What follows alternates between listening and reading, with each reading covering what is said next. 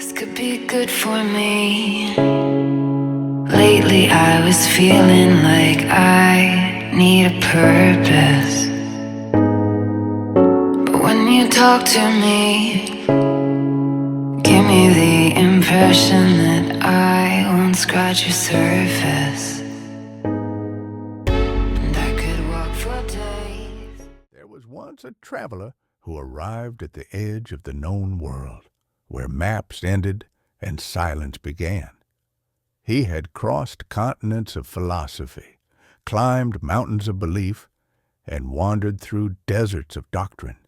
His feet were calloused by seeking, and his eyes had grown tired from straining to see what could not be seen. He came searching for a sage whose name no one knew, for to name him was to lessen what was not meant to be held. The sage lived not in a temple, but beneath a withered olive tree that bore fruit only in silence.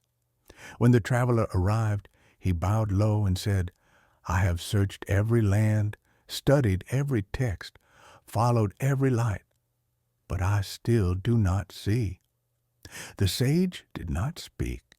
Instead, he reached beside him and lifted two torches. One blazed like a captured sun, illuminating everything with piercing clarity. The other flickered gently, its flame barely more than a whisper. The sage held them out. "Choose." The traveler, eager and wearied by longing, took the brilliant torch. Instantly, the world before him became sharp. Every branch, every crack, every pebble glared with detail. He smiled at first, intoxicated by the false clarity. But as he walked, he began to stumble. The light was too much. It erased the shadows, and with them the subtleties. Without shadow there was no depth. Without mystery there was no meaning. His steps became unsure, his eyes overwhelmed. Everything was visible, yet nothing made sense. He returned to the sage, confused. "This light shows everything, but I feel more lost than before." The sage offered the second torch. Reluctantly, the traveler took it. This one barely lit the ground beneath him, but with each step, his pace slowed. The stillness became a teacher. The wind grew louder. The silence began to sing. The path did not appear, but it revealed itself through his willingness to feel, not see. He began to notice how the earth breathed beneath his feet, how the unseen seemed to watch him, how the darkness was not emptiness, but presence. When he returned again to the sage, he held the flickering torch close to his chest. "This one does not reveal the world," he said softly. "It revealed me." The sage finally spoke. "You were never blind from darkness.